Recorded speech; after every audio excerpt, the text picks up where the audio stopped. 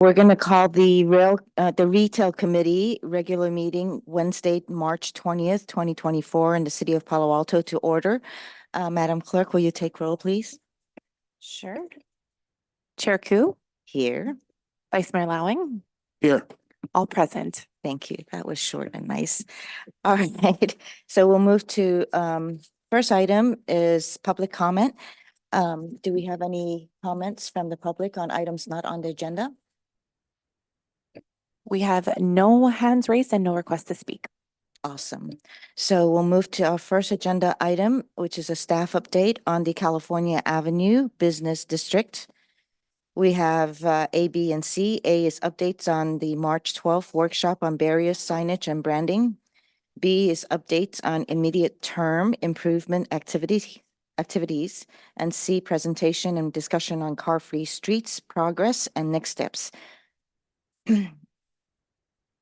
Ms. Alamos and Mr. Bruce Fukuchi.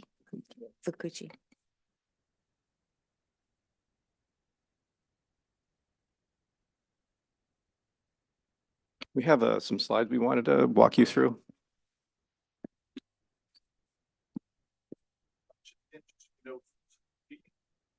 Will you please introduce yourselves? Sure. Yeah, hi, Bruce Fukuchi, Assistant City Manager, focusing on Cal Avenue. Great, thanks. And Lupita Alamos, Assistant to the City Manager and supporting economic development efforts. All right, great. Well, good morning. Nice to be here in person, so happy to be here. So on the Cal Avenue update, I just want to go over 4 things, a little bit on our project timeline, the status of the work effort that's going on both on staff's part and also with the consultant team, highlights on what's going on with the immediate projects, looking at signage and barrier replacement, and then focusing on the progress that's being made on looking at a vision for the street. And discussing mostly the impressions that Urban Field Studio has and some merchant feedback. So on our timeline, we're envisioning for both the immediate projects and the street design. We're looking at a kind of 8-month process here. We're in March. We started really in earnest in February. The way we're looking at it is that we're prioritizing both. Oops, pardon me. It's a very sensitive button. So, you know, on the immediate projects, we're looking at cleaning and maintenance, barrier replacement, branding and signage, really looking at what to do around the entry experiences that are at Cal Avenue, El Camino, and Birch and Ash Street, and then outdoor dining, and then mobility and circulation issues. These are the priorities that have been raised by the Cal Avenue merchants that want to be addressed immediately. So we're working and focusing on that right now. And then also there's background work being done on the street design effort. And we're looking at that really from April to May, where the alternatives will be developed for a street design concept, looking to really target the 3rd Thursday event that's going to be planned in May as the time to have the alternatives developed for being able to share with community members.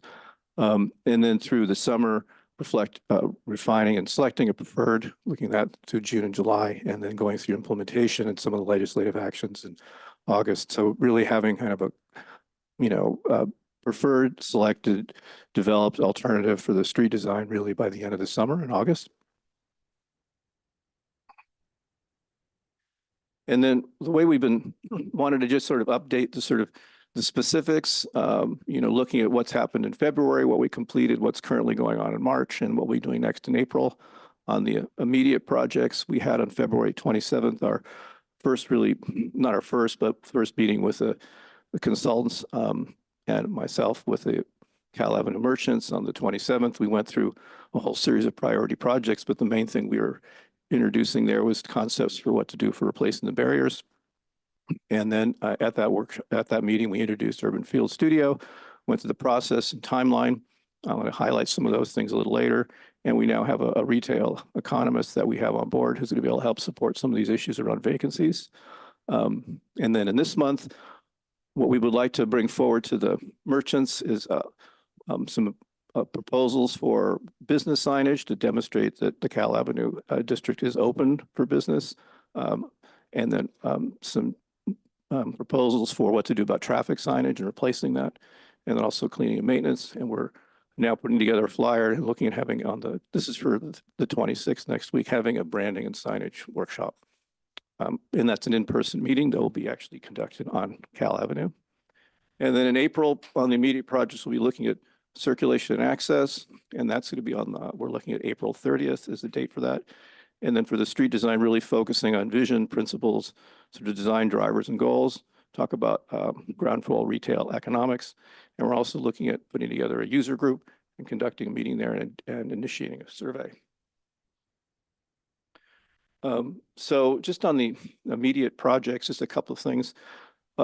Replacing the entry, the barriers is really going to be a multiple step process. It's not going to happen all at once, but the first thing we're looking at, or the first three things we're looking at really is about signage, looking at what to do about replacing the barrier covers. The first one that says Visit Cal Avenue was proposed by Mike Eckwall. We're looking at how to implement that. Staff also had put together a complementary one also that says Visit Cal Avenue. The intent of the signage is to show that the street is open for business, because the current impression is with the road closed sign that it looks like it's not open. So to address that, the other thing we're looking at is what to do to change the traffic signage. There's two different proposals. One is there's been a submission to Caltrans for an encroachment permit to address the southbound left turn lane on El Camino that currently just has cones, and to place delineators there, and then introduce traffic signs, both southbound in El Camino and northbound in El Camino, to announce, as you can see in this sign, Cal Avenue is open for business, and either detour cars to Cambridge or Sherman Street. The other thing we're looking at is on that road closed sign is modifying that. So it says road closed to vehicles, but open to pedestrians, bicycles. So it really communicates that the street's really open. And the other thing we're proposing, which I think will go a long way to help announce that Cal Avenue is open for business, is looking at putting in a district sign. This example we're showing on the left is up in Sebastopol, in the Barlow district. They've done a very good job with the signage there. That's about a 15-foot tall sign, about 5 or 6 feet wide. Yeah, I'm on the right side.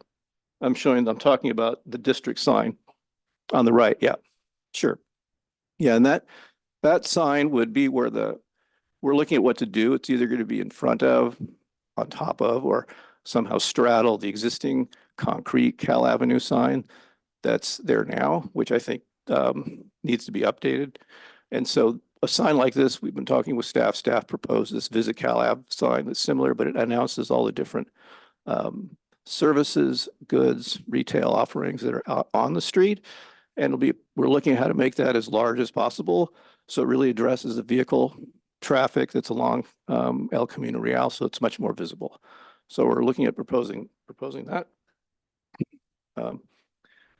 The other details around replacing the barriers, it's a little bit more complicated because on this street, partially because it has to do two things. It has to be able to allow vehicle access in a restricted way for the farmer's market. So every week there needs to be vehicles that go in and out to be able to service the farmer's market. And at the same time, it needs to be ease of emergency response or vehicle access for fire and EMT. And at the same time, it really needs to be upgraded to be safer, more crash resistant. And it needs to have some place identity. We've talked about the signage. It needs to be bike accessible.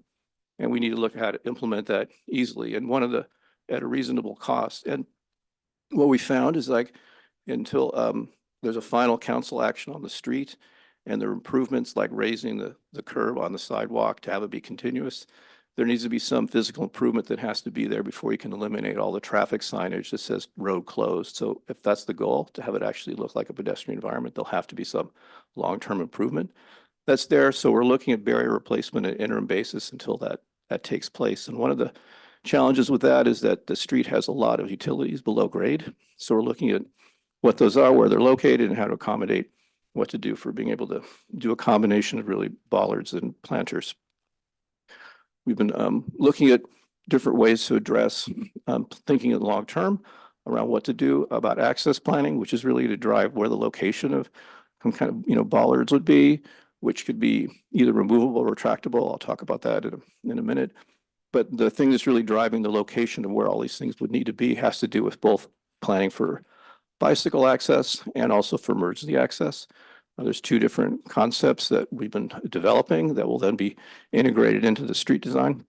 One is looking at a cycle track that would be going through Long Cal Avenue, and then how does that get to the El Camino intersection? That's one on the left. And, because you have bike lanes that are both on the curbside, on the west side of Cal Avenue, you need to be able to have bicyclists safely cross the intersection and then get to the cycle track and then be able to ride along the pedestrian part of Cal Avenue with the permanent closing of the street. It'll encourage a lot more bicycle activity on the street, both commuters and kids going to safe routes to school. So it needs to be a safe environment. The other way to do it is to have the bike lanes cross, and then you have two different curbside bike lanes that go and join once you're past the median. But the main thing about emergency egress is it needs to be on the north side of the street, the 16 to 20 feet, because of the taller building that's on California Avenue there. And, in talking with fire and police, it needs to be something that can either be removed or collapsed or retracted as a way to be able to have vehicles go through there. And then you can have planters that can be more permanent, that could be adjacent to it. So we're looking at sort of the specifics of bollard types and what those could be.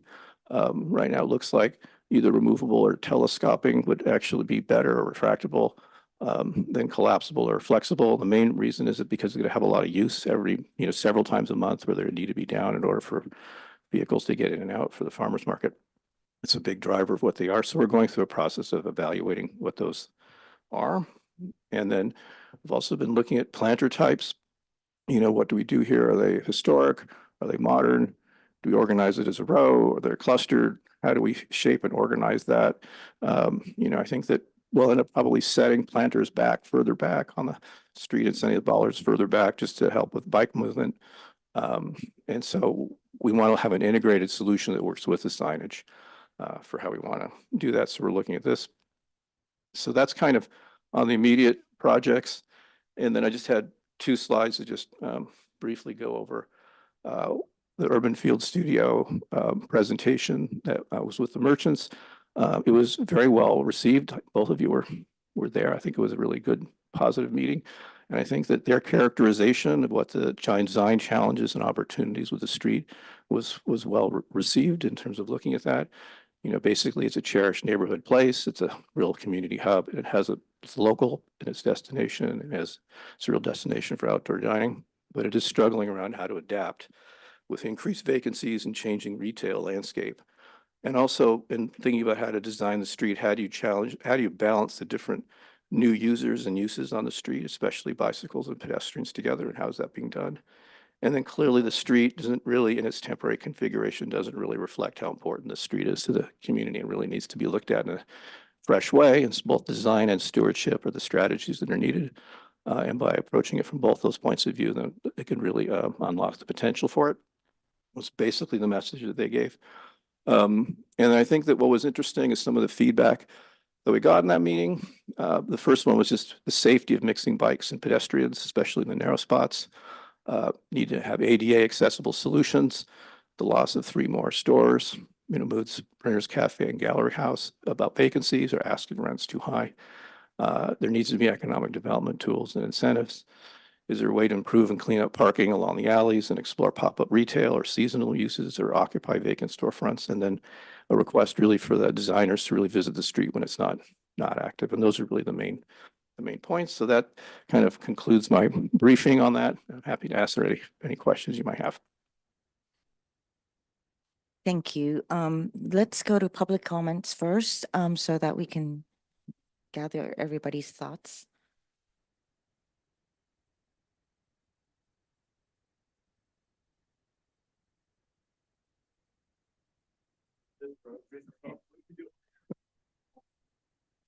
Yeah, Madam Clerk will let us know.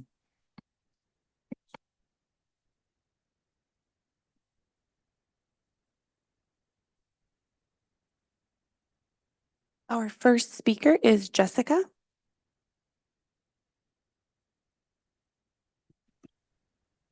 Hello, thank you everyone for being here this morning. This is so important and I'm really glad to see things getting on a roll. my biggest concern, and I really want to point out the bicycle pedestrian combination. I really would love to hear from the third party what their thoughts are on designing this, if this is the appropriate place for a bicycle, thoroughfare. So that's my main point today. And then the other is I am very excited to hear that there is some economic development help coming. It's really scary being on this street, seeing business after business leave. Building owners come in and buy the building and then it sit empty for so long. I know that they come in with all these great ideas. We had Nut House with this beautiful outside space that they had this great idea for. And then it just sits empty there for so long because nobody can afford to come in and pay the rents. So that is exciting that there's somebody coming to help us. Being a business on the street, it's um, it's hard to it's hard to stay in business somewhere where there's no other businesses. So, anyways, I hope we can put some really big emphasis on those two things. Thank you.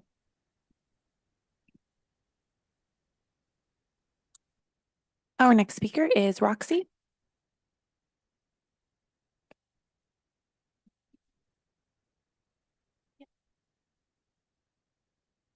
Thank you. Roxy Rapp, longtime resident of Palo Alto and merchant.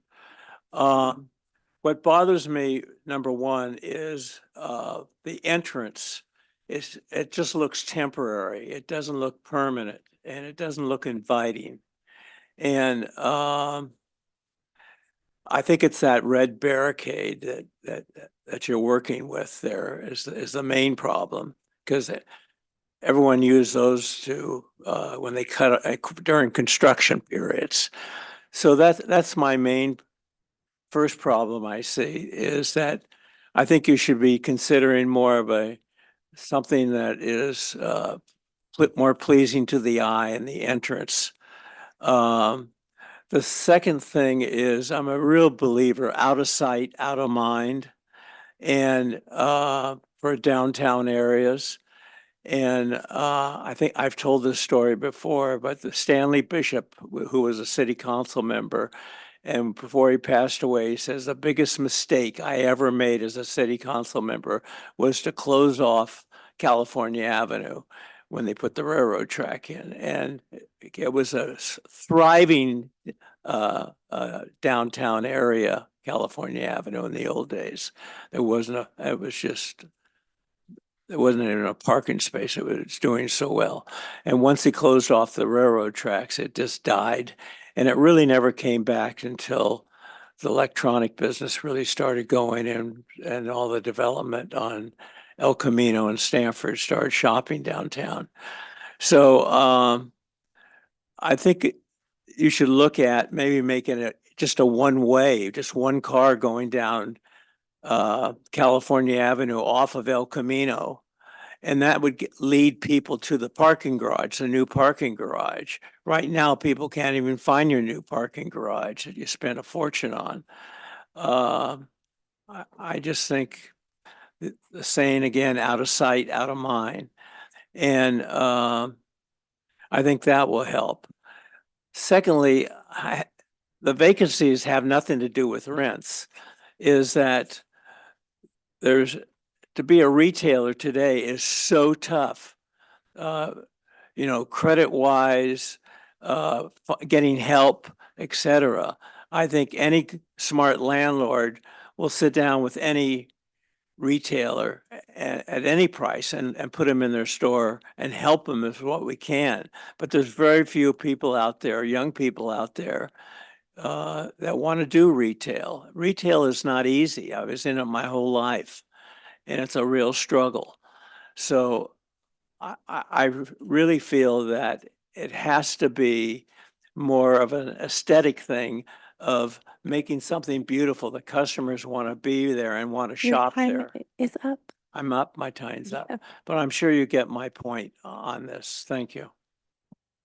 Thank you. Our next speaker is John S.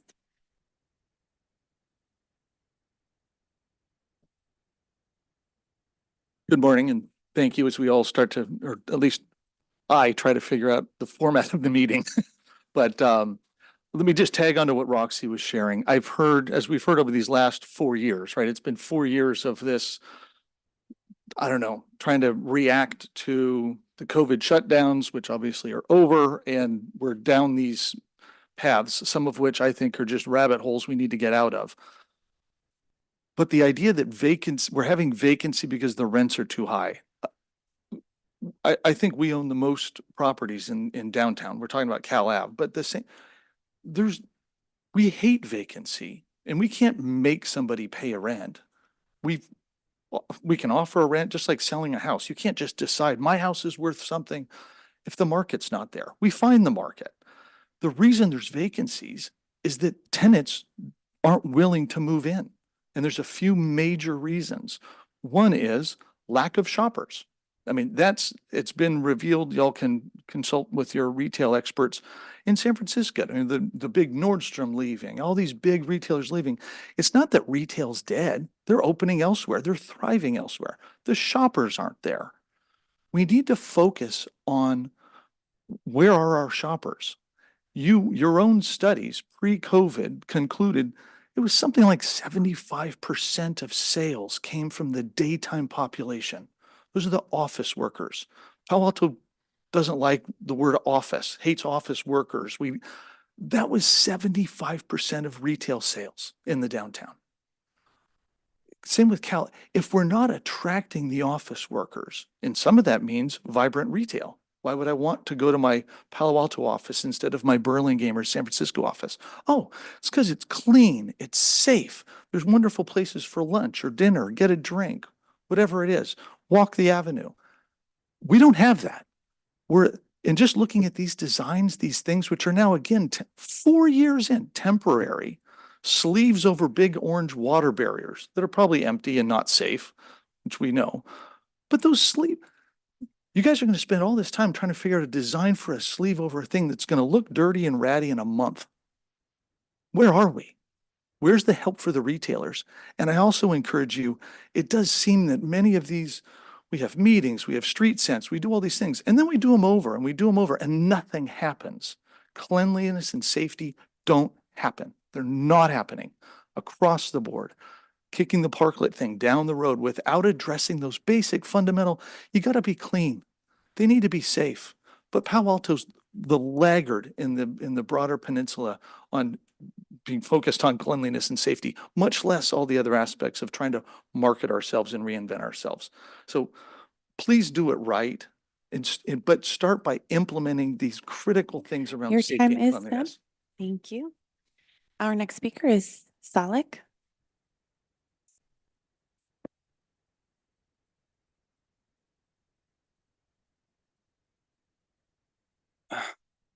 Hello, everyone.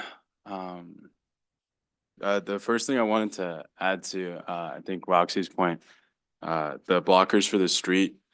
I also think the orange signs kind of communicate more of a construction vibe and feel. And I would love if I just recently went to Santana Row and they have that really nice floral ones where they have their street vendors and also I know some people hate that, but I'm a favor of that one. So would love to see that.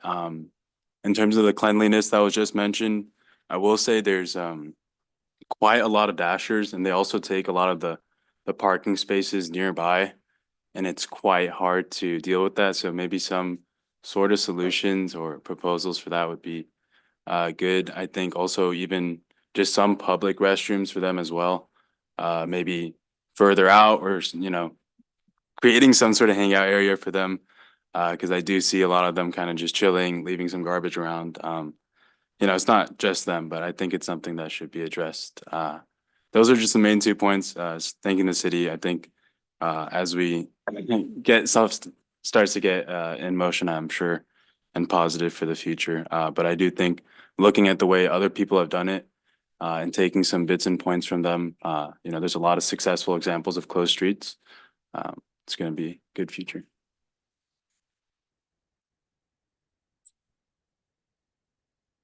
That concludes public comment on item 1.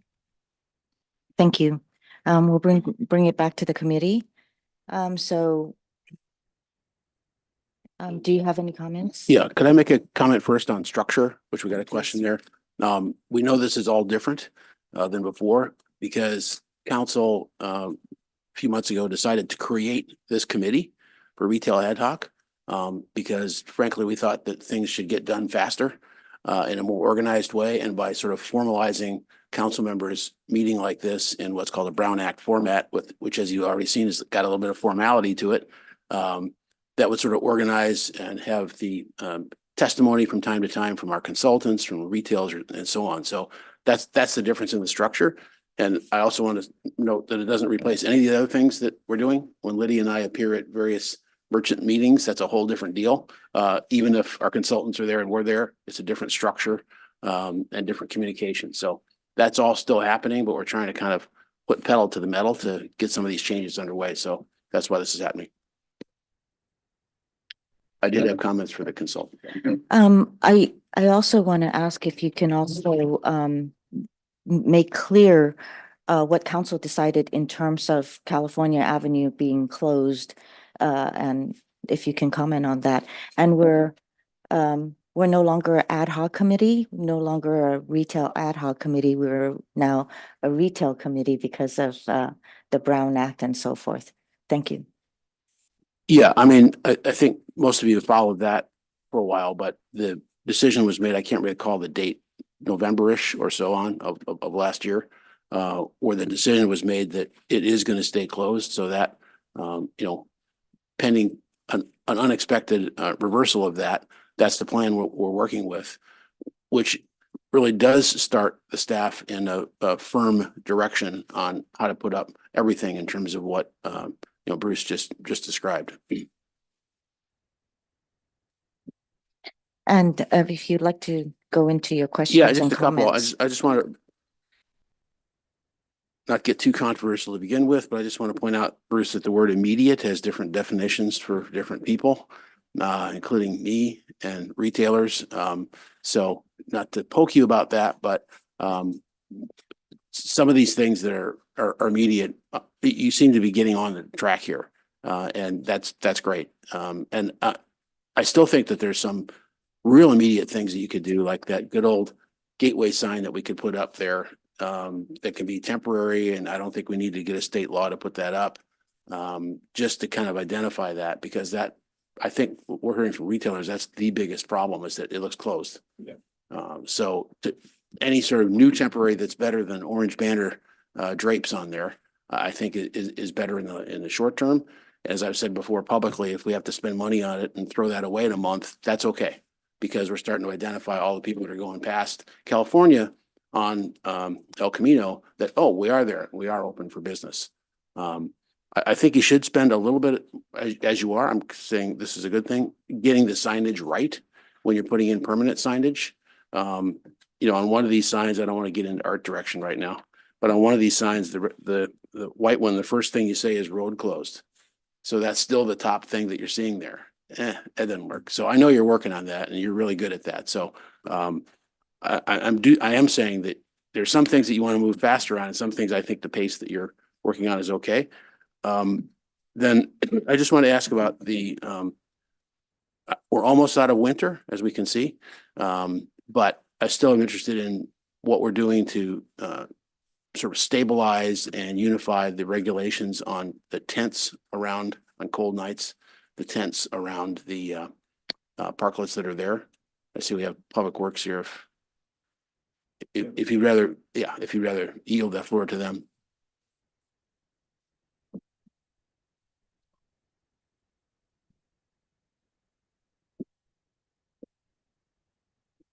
Good morning, Brad Eggleston, Director of Public Works. So the question is about tents specifically?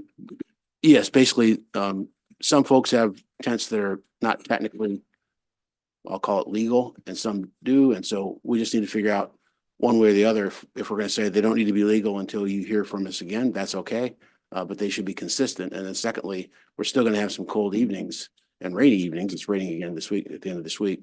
So what are we doing in terms of being able to put up walls and roll them down at night and that whole approach that you know in much better detail than I do? Well, specifically on the tents, we've done a walkthrough recently and sent letters to permittees who had tents that were out of compliance. So I think Okay. there may be some tents that are going away or shrinking in the near future. Okay. On sidewalls, I believe there were also, our regulations don't allow sidewalls. And there were a couple that had sidewalls where we were also asking them to be removed. So was there any thought about changing that for the next 3 months because the sidewalls prevent the cold and the rain? No, I mean, essentially those regulations or guidance are based on our past discussions with the city council. And so we have Yeah. those in place. And Ms. Assistant City Nozay Manager? has, yeah. Sure. And just to clarify to Brad's point, in order for us to change those standards, we would actually need council action to make those adjustments. So, staff would need to bring forward some sort of discussion to the council body to make that change. Right. Staff doesn't have the authority at this time to just implement. I think also, Vice Mayor, if I may, basically, I think that we have set some regulations in place. And for all of the business owners to know what to expect and for fairness, so that their business can also be visible. I think those were the guidelines that we put forward. So I do think that we need some clarity and some enforcement moving forward. And I think a lot of the retailers and businesses, including the restaurant owners, they need to have some regulations in place that they know what to expect. And having the sidewalls and the tents is a barrier to some of the businesses, especially retail businesses. So I think that one of the things that they're asking for is enforcement, and so we should move towards enforcement versus. Oh, I'm sorry, I said all that without my mic on, and but anyways, I think that we need enforcement so that the business owners know what to expect. Yeah, and that's what he's doing. Right, so with having temporary sidewalls and tents in order to accommodate some of the businesses that are still operating in the winter months, I don't think we can kind of deviate here and there in order to accommodate certain businesses and then let some other businesses kind of have unseen or become invisible. Yeah, so I just want to kind of put that fairness in place and make sure that we address that too. I totally agree. That was the first part, is that it should be consistent, but it can be consistent one way or the other. And the question was, if we wanted to look at roll down walls at nighttime for restaurateurs and put them up at night, which would be all new. And if we did it, it would have to come to council, totally agree. And it would have to be then adjudicated across the board the same way to every retailer. Yeah, and I defer to the city manager or assistant city manager on the ways that could potentially come forward. If there's one other point I did want to add, in these discussions over several years, we've talked about how there are no staff dedicated to this program. And it's been an ongoing issue to try to be able to develop and especially enforce these requirements. So council did approve a new halftime position during the budget process last year. And it's taken a while to get to the recruitment for that, but I think we have done the recruitment and made an offer.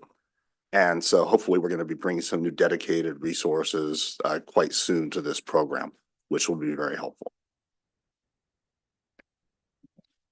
Is that all? Okay. So,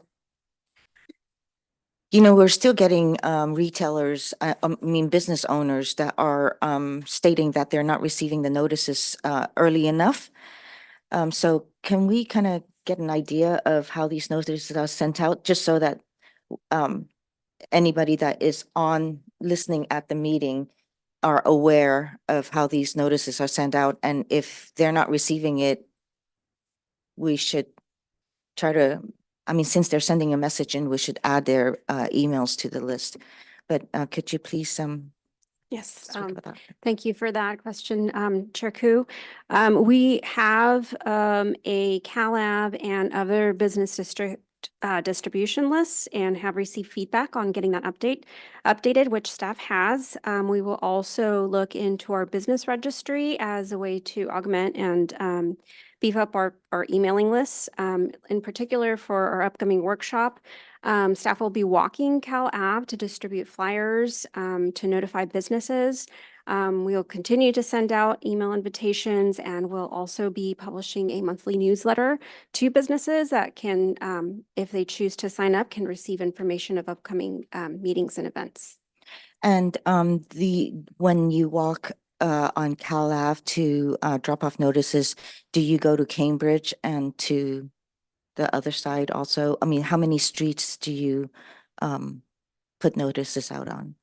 Does Cambridge get included? We can certainly include that. Okay, because I think one of the property owners is on Cambridge, near the parking lot. And I think I've received like 2 or 3 messages from him to council that says that he doesn't receive them, these workshops and meetings and so forth. So just to reiterate what staff said, on March the 26th, next week, there's a workshop in terms of looking at signage. And so therefore, hopefully everybody who is available and wants to provide their input to staff about signage on California Avenue, that they come to it and they look at their emails. My question on the signage, Vice Mayor Lowing spoke about immediate and timeline. So approximately how long, once a design is in place, will it take for the signage to be produced and installed? Yeah, it's a great question. It depends on which type of signs. For the barrier signs, we've already have printers that we've had lined up for doing that. So that should be a short period of time. I think it'd be like within 2 weeks or something like that. Yeah, for doing that. For doing a larger, basically like monument kind of sign or a larger district identification sign, that would actually need to have some kind of structure placed there at where the existing California concrete pebble sign is. And, so if that's going to be a pole or 2 poles with a banner that crosses that or some other structure, we have to design that. And, so that's going to take a little time to do that. That's something that we're talking with Public Works around being able to do that. It's a staff thing to be able to develop that and then have to go out and look how we want to install that. So we're still sorting that part out, but to actually do the banner itself, if it actually is a banner, that would be printed to the same process. So that could actually be done fairly shortly. So it's really the structure that's going to hold what's needed to put that sign up is really the thing that will take some time. So we're sorting that out. And we want to have some answers to that question by our next workshop on the 26th. So that's pretty important, the workshop that people attend, that business owners attend, so that you can get their input. Yeah. On the temporary sign for the cover over the barrier, that shouldn't take long, as long as we get approval from or buy-in or feedback from all the business owners. Yeah. Okay. And so, the ones that you have shown here, the barrier covers, I think the more clear the letters are, the better. And, so one that I see on the bottom is a little bit busy and the letters are not as visible. The one on top that was provided by one of the business owners is very visible. But I would, so I would like people to consider, instead of visit, to say shop and dine, something like that, shop and dine Cal Ave, so that it is very visible that it's a business district. Right. So I would like to have that as a, how do you say, for the businesses to consider. Okay. Then the other thing is, when you said there's a sign that's going to go over another sign at the Calaf. Is it at the entryway where there is the concrete Yeah, sign? yeah, we're trying to figure out how to, either cover that or put something in front of it or above it or around it, because that sign is a great location for a sign, but it's not a very effective sign in terms of communicating what the street's about, and it's quite outdated. And So then we're- is that temporary, or are you looking at doing? Well, I think that if we're to put any structure there, if it's poles or something like that, that's gonna be a more permanent thing. That'll be able to be there longer, you know. And Yeah. where are all the traffic signs The going? traffic signs, yeah, just a couple of things on that. One is that until the street is, improvements are made, like a curb or sidewalk raised all the way across the paved area of that street, until there's a major improvement like that, we will continue to need to have, the Uniform Traffic Code requires that there has to be a road closed sign there. So, and that's partially just because of state law and other things. So we need to have something. So we're trying to figure out what to do it so it doesn't sound just road closed. So we looked at what else we could add. So road closed to vehicles, but open to pedestrians and bikes is a way to show that it is open. And then then the intent is to have the other open for business signage to complement that. Because at night, if people are driving or other things, we need to be able to have some reflective signage to make sure that people don't just drive right into that. So that's kind of a safety issue. For the other signs that are sort of detour signs, they would be located on El Camino, both north and south of California Avenue, north prior to being able to get to Sherman, or north before Cambridge and south before Sherman. So it announces that that Cal Avenue businesses are open, and that if you want to get onto Cal Avenue, or if you want to go into the district, that then you either have to take Grant, Sherman, or Cambridge. And so there'll be multiple signs, and those signs can be fabricated actually as by the city, and they can be posted on city light poles. So that doesn't require an encroachment permit from Caltrans, but the delineators that'll be in the road and a couple of the signs that are actually in the roadway, that's something that actually is in the encroachment permit that's been submitted to Caltrans. So, the timing on that, we're working on how to expedite the timing on that. And we're looking at if there are other suggestions around the language on that. We're looking at that too. And with the timelines, would you be able to kind of give a approximate at the next meeting? Yeah. Okay, super. There's another thought that I was having for California Avenue itself. When you come out from the surface parking areas, or when you're coming out of the garage, that perhaps there's also signage. And I think that might be something that maybe the businesses want to be participating in, is that they have a sign that shows the name of the businesses and pointing to wherever coming out of that, be it Ash or the perpendicular streets, that it points to this way or that way, so that, because oftentimes I forget the block and then I'm walking the entire street Right. before I find where I'm going. So I thought, some of those signage might be helpful. But I think that that's something that I think the businesses should participate in getting their names on their signage. For the bicycles, I'm sorry I'm taking so long. For California Avenue and pedestrian and bike crossing past the El Camino, is it possible to do like what we have for the schools when the signal lights go off, that they do the cross? Oh, I see what you're saying. Yeah, have like a scramble cycle so that they can go in any direction across and through that intersection. Yeah, so on those ones, are they like all the lights are stopped so that people can cross? Because we've had accidents there and pretty bad ones. Mhm. So even the right turns would have to stop as they're crossing. Is that something that the city can consider with Caltrans? Yeah, we can certainly Explore that. explore that. Yeah. Okay. So I'm really glad to hear that we're also considering economic development right now, because I think that needs to be something that we go forward on. But I think one of the commenters asked about if this might be the right place for bicycle thoroughfare, because I've been to Mountain View now a few times and to Burlingame, and they don't have, I mean, it's a Right. closed street. Right. It's closed.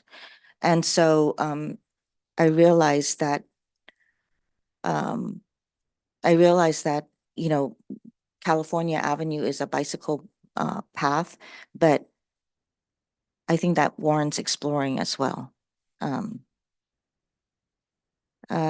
There is some other questions that some of the other commenters make. I want to say that, you know, I hear that rents are not the issue for vacancies, but these are coming from landlords and from property managers. And so I want to say that I also talk to business owners who are tenants. And I do know that not all property owners keep their rents low or work with their tenants. So I do want to say that while I hear the property owners that spoke here today, and I thank you for you know, working with your tenants and retaining them and preserving their businesses here. But I do also know of other business, property owners that do not work with their tenants and their rents are high. I find that regulations are important, and so therefore enforcement needs to take place.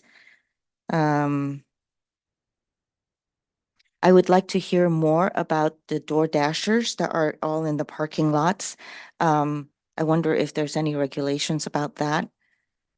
How long do they park there? Do they park all day? You know, so I would like to find out more about that.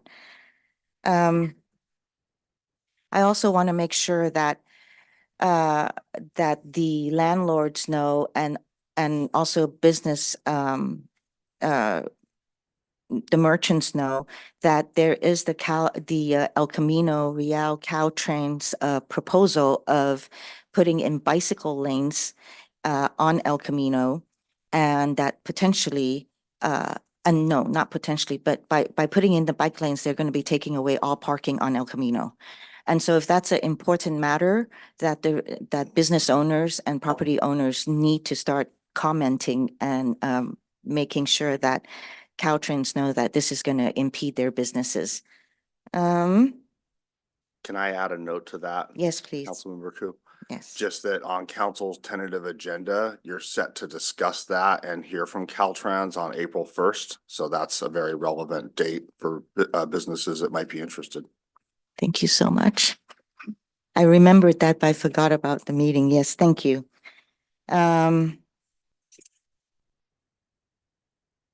And then I would really like the business community as well as staff to start talking about a welcome spring event or for California Avenue, or maybe a welcome summer event for California Avenue businesses. So if that's something that they would like to consider, I think that would be very helpful in when the barrier cover goes in to celebrate that and bring some attention to California Avenue. Thank you. Yes, sir. I just want to add one thing. I think Councilmember Ku is very wise to remind all of us that this is not, when we talk about Cal Ave, it is not Cal Ave. It's the district and the surrounding district, and things that even happen outside the district, like parking on El Camino, is crucially impactful on potentially on Cal Ave. So thank you for bringing that up, because it's wise for us all to think about that. Even like whatever's going to happen at the train station and high-speed rail, I mean, not high-speed rail, but sorry, electric, and the tunnel underneath traffic issue to Old Palo Alto, all that stuff has impact on the region. So I know you know that, but I'm glad that she's sounding the alarm to all of us that are here and all of us that are listening, because that's crucially important. I know that, you know, this is a meeting that I'd like to be slightly informal. And so I want to give another opportunity for public comments after the public have heard what we've said, what some of the other commenters have said. And if there's any other public comments from the public that would like to share or to provide feedback, this might be the way to do it moving forward. So this is another opportunity if you'd like to let us know and provide feedback. So please let Madam Clerk know that you'd like to speak.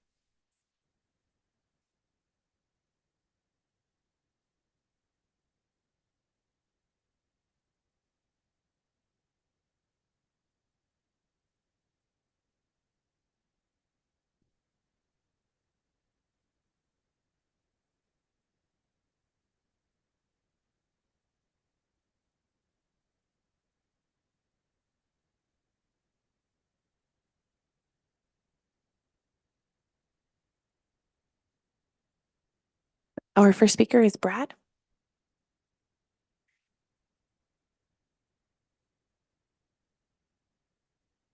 Thank you. I appreciate you guys having this meeting today. I think it's very important. I think we all know that we need some expediency on this matter. Our downtowns are failing. I know you guys know that. I know this is what we're working on, but this is really not something that can last, that we can take, 4, 5, 6, 7 years to really think through. Like, we really need to really focus on getting this done quickly. And we don't need to recreate the wheel. We know what works. Just replicate Burlingame Avenue. It's been so successful. I can't tell you how many tenants we are losing that want to come downtown. They come down here, they see our downtown, and then we lose them to Burlingame, to San Mateo, to Stanford. And for those who think it's about the rents, we've had major retailers. I'm not gonna name names, but we've had major retailers who want to come downtown Palo Alto. They all fly out, they come to our downtown, they walk the streets, they see it's dirty, it's filthy, it's not improved, and then they go to Stanford and they pay double rent. Brad, we're talking about Cal Ave, so I'll take that. It's okay. So I will also talk about, I mean, I'll be honest with you, to me, it's the same thing.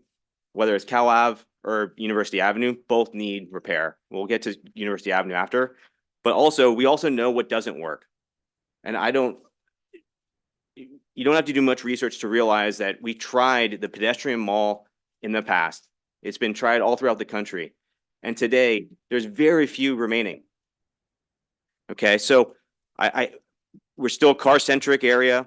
The only thing the city can do to really help retail is to create the environment so they can thrive, to create a safe, to create a destination, to create a place that people want to be. And right now, people don't want to be down there. Most of our owners don't come to us and say, Brad, get us the highest rent possible. Most of our owners are living off these properties. They're older. They're not real estate institutions. They live off this rent. They ask us, what is the rent to get this leased? Most of our spaces have no asking rent. In fact, I've got a space on University Avenue. I know we're talking on University Avenue. We're offering 2 years of free rent, and we have no takers. So again, I just want to dispel this whole theory that it's about rent. It's not about rent. It's about creating the environment so our retailers can thrive.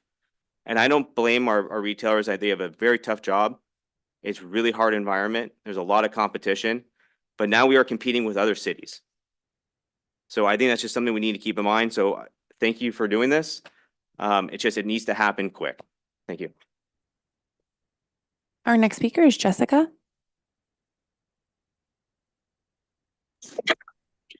I wanted to also bring up something that I have not heard brought up recently, and that is the left-hand turn lane from El Camino Real that used to go onto California Avenue. I think it's important we turn that into a U-turn only. The problem is that it does add to the look of the street being closed. So we need to do something with that lane. I'm probably going to say it's Caltrain's whatever, but we need to get on it, and we need to do everything we possibly can to make our street look open, clean, inviting. I definitely agree with some of these developers that the street just we're not going to attract anybody new with the state that the streets are in right now. And the rolling garden barriers, whatever, planters, that, you know, though those don't necessarily only need to be for the barriers. We could have those up and down the street, right? You could do things that the large box trees up and down the middle of the street. There's things that we can do right away that could be done, you know, for this spring, for this summer to make the street nice. So I just wanted to bring in those two ideas. Thank you. Our next speaker is Lisa R.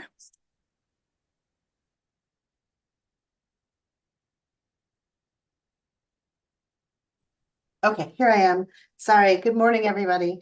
A couple things I'd just like to mention quickly. I appreciate Roxy's comments and John S. and Brad. I think they're spot on in terms of what the district needs. And I just wanted to address a couple things I feel like could be enforced immediately or dealt with immediately. I'm excited about the planning that's happening, and happy to see things are happening and in process, but some things that are not happening. The parking lots behind our shop, I'm at Vinvino Wine on Cal Ave, are not being enforced in any way that I can tell. So we have a lot of employees parking all day long, and there's plenty of parking. They should have a place that's dedicated to them, but maybe not directly behind the shops where customers need to go. And the lack of enforcement creates a situation where there's no reason for them not to park there.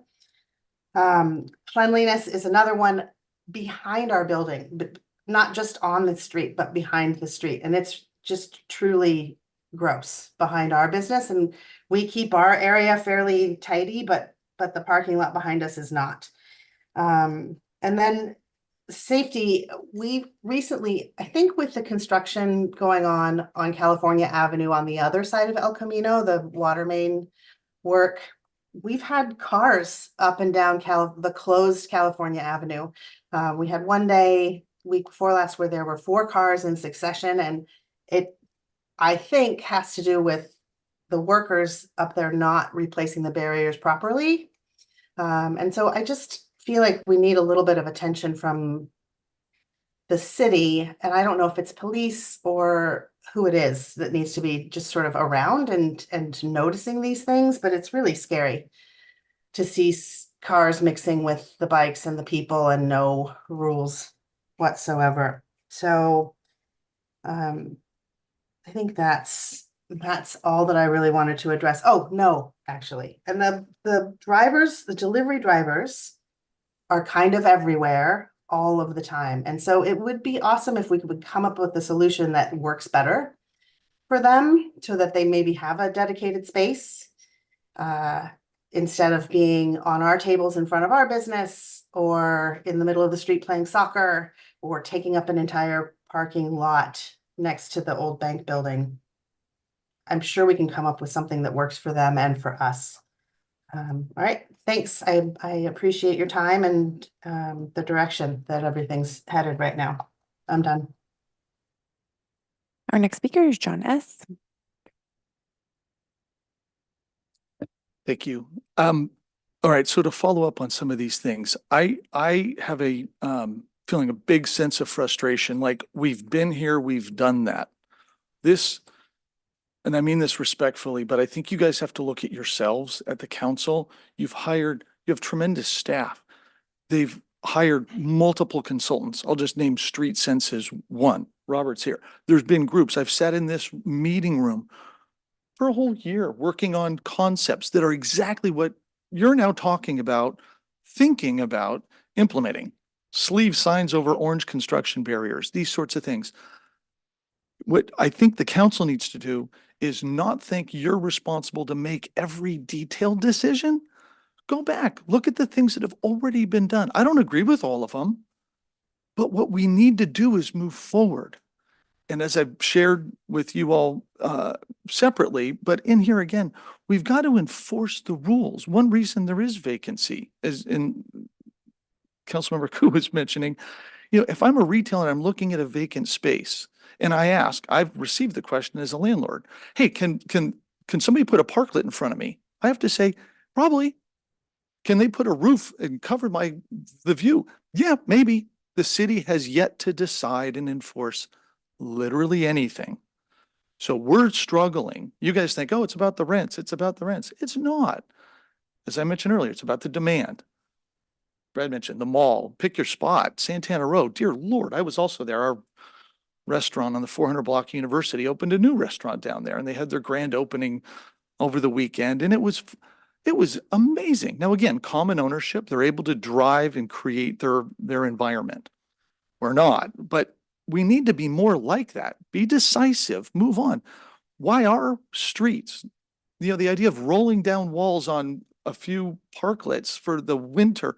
We all did fine getting wet or not eating outdoors in the rain pre-COVID. Restaurants did fine. They were there. They're still there today. Of course, they want more seating. It's free seating, et cetera. They want it badly. But do they comply with building codes? Do we provide enough bathrooms for people? We haven't enforced this in 4 years. It's an embarrassment to receive questions from retailers. What about this? What about that? In Palo Alto, there's no answer. Back to Brad's point, Burlingame committed to a design years ago, worked with the owners, got it paid for, had it implemented, done. We're nowhere. And the sharing of information and the getting on the same page just falls apart. Consultants, you guys, money, all go into coming up with solutions and ideas, and then they go nowhere, and we're back at it again. We need to get going to help economic vitality. Thank you. That concludes public comment on item 1. Thank you, Madam Clerk. So thank you again for all the comments. I see Mr. Fukuchi and Ms. Alamos scribbling away, taking notes very fervorously. So I think we hear all of that, all the comments and feedback that we have received. Again, I guess we're hearing urgency, yeah. But I do want to make sure that we are all aware, including all merchants, that, council did hear that there needs to be some decision whether Cal Ave is an open street or a closed street. And I think that was kind of decided that it will be a closed street. So I'll leave it at that. That was a council decision. So for next month, I would like to see if it's possible to have transportation and street sense included into the discussion for some presentation of where they are and what they thought about some of what the comments and feedback that they can answer to. Thank you, Chair Koo. If you could elaborate a little bit for me on the street sense component of your feedback. Oh, wait. So street sense is the design or the urban? Urban field, you mean? Urban field is the economic development and looking at attracting businesses and all. Oh, no, urban field is who's helping us on Cal Ave, and then street Oh. sense is the one that's done more economic development strategy. Okay, so I'm looking for economic development strategies. Yeah, and Is that too there was soon? we're in the contracting process with David Greensfelder, who's a national expert on, sort of ground floor retail issues. He's been working with cities throughout the Bay Area. So that's who we're inviting to participate. He's agreed. So as soon as we can have him available, we'll have him be available for a meeting here to be able to have a discussion about strategies. Okay. We're wanting to line him up for the April 30th meeting with the Cal Avenue merchants. So that was our goal. But if he needs to be available earlier than that, we'll see what we can do. So April 30th is him meeting The in merchants. Yes. just with the merchants. Yeah. Okay. Yeah, so I think Chair Koo, If that's the case, then that's the plan. yeah, and I think what staff can do is we hear the desire for a dialogue about both the transportation details of California Avenue as well as the economic development strategies. I think staff will just take that broad Okay. feedback and appropriately align it. All right. And so that involves parking as well. on the parking lots, the service parking lots, regulations, enforcement, and so forth. Understood. Okay. I will just note, for ourselves, I think we are calibrating to a Brown Act public body with public comment and this ongoing dialogue. So I think we'll also look at agenda timing, length of the meetings and the like, because I think we do have another substantive item after this. And so as we look at future agendas, I think we'll work with you, Chair Koo, and obviously Vice Mayor Allowing on timing of this, because we either need to perhaps extend these meetings or space out these agenda items. Thank you. Thanks. Okay, and with that, I think we'll conclude unless Vice Mayor, do you have any additional comments on Cal Ave? No. Okay, thank you. Then we'll conclude item 1. Thank you very much. And we'll move to item number 2, which is Downtown Business District. A is presentation and discussion on University Avenue streetscape next steps, and B, update on pre-approved designs and ongoing parklets program timeline.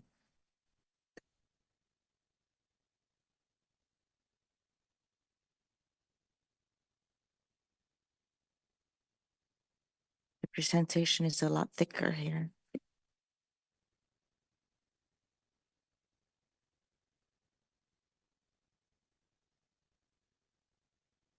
Hey, good morning, Vice Mayor Lowing and Chair Koo. Ashwini Kantak with the City Manager's Office. And I have Brad Eggleston from Public Works. We will also have a consultant, Casey Case from Gates and Associates, joining us virtually. And we have Robert Stevens from CSW. But Casey and I will be co-presenting today. And I know keeping the time in mind, we'll try to be quick so we have enough time for questions and discussion. So if you want to go ahead and get started. Oh, right. I have the clicker. Thank you. Okay, so I'll just quickly cover the agenda. What we're going to be doing is spending a little bit of time on background and sort of talking about how the vision, goals, and priorities have evolved since the start of the project with all of the stakeholder engagement. But then the focus will be kind of 3 key areas. One, talking about design concepts for the long-term improvements. And we'd love to get your feedback on that. The other piece is stakeholder engagement and kind of our approach to that based on everything we heard from stakeholders and also from the council in December. And then near-term improvements, this was something that council specifically directed us to come talk to you, the retail committee, about. And so this will be kind of the start of the conversation. Of course, it's based on things we've heard from the community and the council, but we'd like to get your feedback. So these are kind of 3 areas that we would, want your input on, and then I'll just briefly cover next steps. So move to Casey, are you on? Casey will be again covering the sort of long-term concepts, design concepts. Yep, I'm here. You guys able to hear? Okay, great. Yes.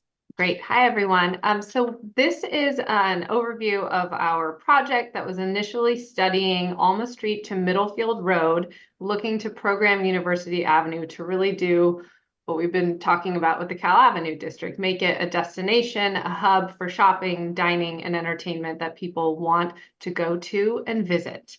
So on the next slide, we had an engagement process that talked to 3 different groups or different buckets of groups. The first was our project ambassadors, which included some local property owners, businesses, the bike and ped representative, and some other community members. Then we had the general community we spoke to. We hosted a couple events and had an online survey. And then we also had some conversations with the technical advisory group, which was primarily members from the city that represented public works, transportation, planning, various utilities, and also community services.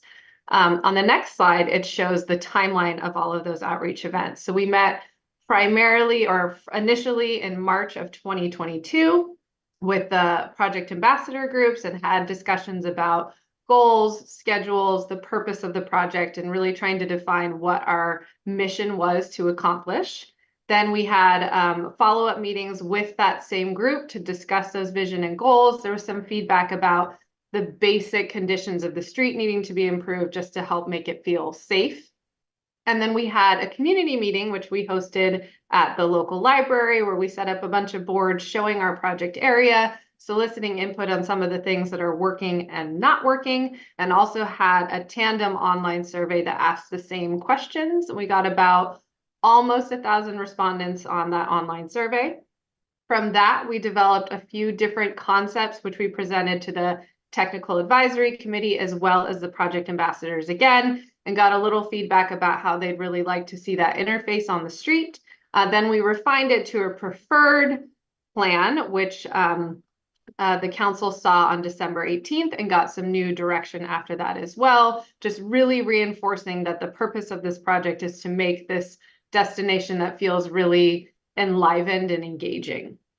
So the next slide talks about some of the goals and priorities that we discussed as the project evolved. And what was really wonderful is we felt like the feedback that we got from different groups, including council and the project ambassadors in the community, was relatively in line with one another. And it helped enlighten our design team to recognize that the challenge we were working against is really the distribution of amenities and how to allocate resources within the right-of-way space that we were working with. But in general, a lot of our takeaways were people were looking to have a destination that really balances the uses between bikes, pedestrian, and cars. They want it to feel like someplace that is safe and has a destination that's not necessarily all about the businesses, because there was a recognition that there are some vacancies, but there's a there. And so this is kind of highlighting some of the goals and conversations with the council initially, then the goals and conversations with project ambassadors. Then the next slide highlights some of those priorities from the community, which also align with this lively space, emphasizing sustainability. They love the idea of having a lot of planting and California emphasis. And then in the conversations with council, you guys know this because you were there, in December, we heard also like celebrating that character of Palo Alto, which we'd heard a little bit throughout the process as well. There's some really fantastic history, and it's something we want to use to enhance that experience along University. And we also need to study some different options along the way. So there was an impression that it was a very linear kind of two-dimensional plan. And so we wanted to go back to the drawing board and really make sure that we were communicating. There's a lot of different activities that can happen along the street, and it doesn't have to be a one-size-fits-all solution for that entire extent along University. So the summary of the vision and goals led us to this kind of long but really robust sentence, which we think is helpful to kind of take forward as we're looking at this space again. So we want to create a vibrant, visually attractive streetscape featuring spaces and elements that enhance the visitor experience, provide safe access for pedestrians and bicyclists, encourages shopping, dining, and gathering, and celebrates that unique character of downtown Palo Alto.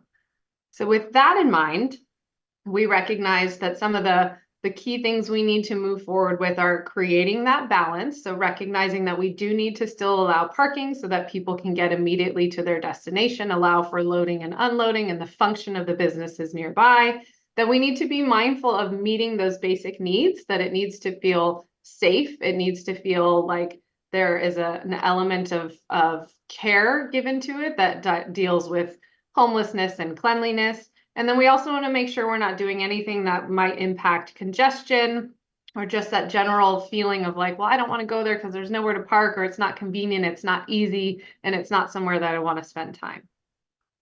So our council direction from December 18th was to look at different alternatives that consider the recently adopted parklet plan, which we think is great and really gives an opportunity for some of these businesses to expand into what was previously a parking space.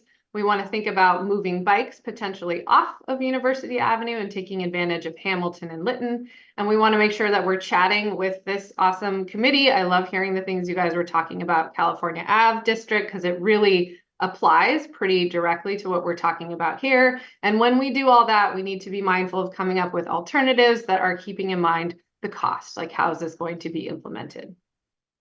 So today we wanted to share some ideas for these potential longer term improvements. And in a moment, we'll talk about some of those more immediate improvements. So we actually first, and we mentioned this in the December 18th meeting, we're considering reducing that area of focus from High Street to Webster. So we're taking out sort of the ends and focusing on really more of that retail pedestrian core. And along the street, this diagram isn't really quite doing it justice, so I have some other images that are going to help it, but we have different improvements along the way. So we're proposing taking out any angled parking and switching that to instead be parallel. It's safer for bikers and helps create a really nice little extension of space that allows us to keep all the existing trees and extend the pedestrian zone. And we're also looking at areas of emphasis that tend to happen primarily at the corners and intersections. So really making a nice node that's within that public right of way that we think will help engage the corner elements and help enhance the retail experience that is happening within the architecture and on the private edge. So one of our first visual elements, we have a couple little perspective sketches to help try to convey some of these ideas, is at High Street and University. There currently is where there's Verve Coffee and there's a really cool corner plaza, and it does seem to be a very nice and engaging public element. So our concept shows taking some of that pull-in parking that currently happens at that corner and extending that out so that we're reclaiming a little bit of that public space for pedestrian use. Here, we'd like to enhance some of the planting. A lot of the feedback we got from the community was looking for this sustainable, a little more lush design that makes it feel less built out, a little more touchy-feely and intimate. And we love the idea of integrating some kind of public art. So in our perfect world, we'd love to work closely with the city or local artists to have something that's also helping to celebrate that character and uniqueness of University Avenue. And then adding in some amenities like better bike parking, maybe some of these site furnishing elements that allow people to really take whatever their coffee or breakfast or recent purchase may be and kind of experience it in that public environment. And some pictures that demonstrate this kind of concept are shared here that just show this enhanced corner public plaza that shows some of these opportunities for seating, dining, art, a little more planting, things that feel special and memorable. So it's a place that really makes University Avenue feel unique and worth going. And we talk a little bit about creating some of these anchors. I know that there's an impression that some of these pedestrian malls are on the outs, but the change in behavior is that the anchors are less of the Nordstroms and it is more of these public plaza where there are just impromptu gathering events or even programmed ones that really help draw people to the space. The next area that we took a look at and created a little sketch for on the next slide shows shows one of two, sorry, go back one more slide. I think we skipped it. Different treatments along a street corridor. So you can see that here we have parallel parking, and an idea that we're throwing out and we'd love some insights on are considering extending the paving that happens along the sidewalk pedestrian realm inside of the curb out to the extent of the parallel parking within the street. And we like the idea of doing this because it makes an impression of an extension of that pedestrian area. And if there is a circumstance where a parklet is happening, those edges and zones are more clearly visually delineated to the user. But in this concept, we're showing the parking still remains, the existing tree still remains, and there's enough circulation space for maybe some kind of a parklet opportunity to happen against the architecture. In the closer foreground, you see there's, again, that opportunity for more enhanced planting and seating.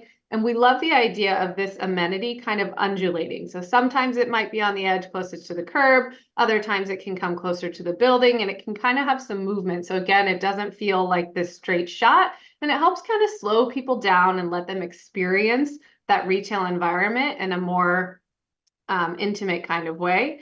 Also, when we have a little more activity and stuff on the edges of the sidewalk, it may help slow the car down a little bit as well.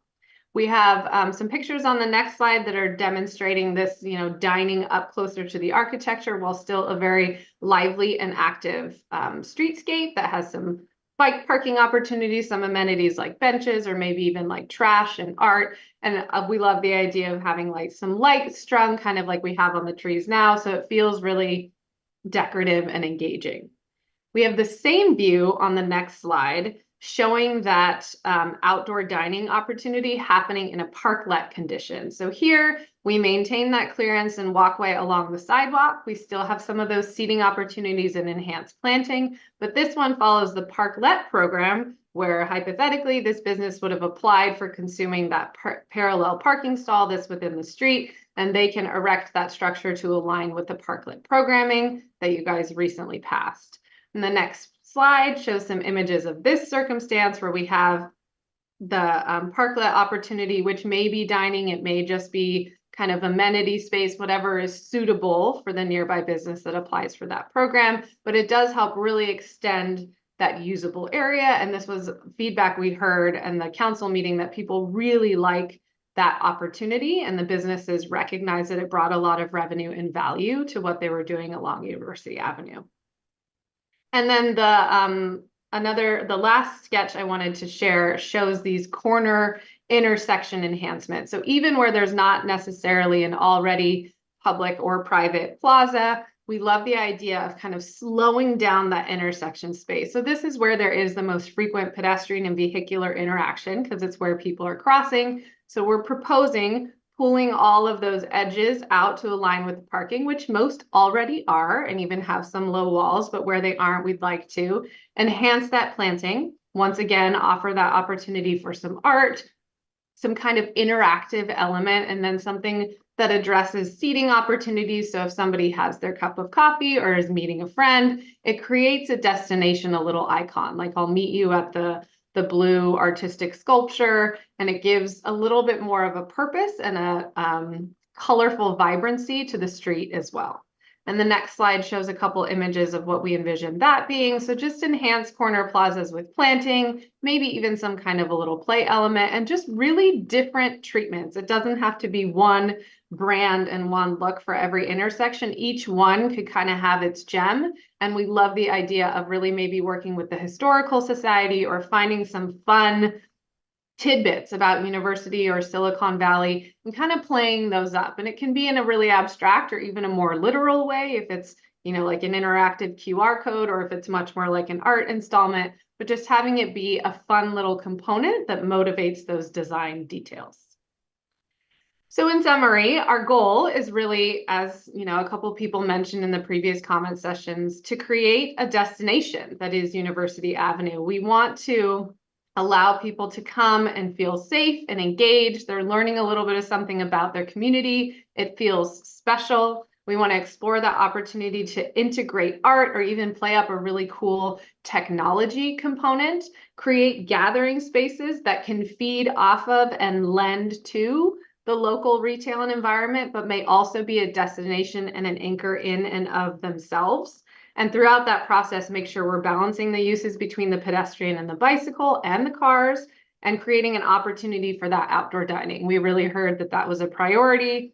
It's a great use of University Avenue, and it's something we want to make sure we perpetuate in any of our streetscape concepts.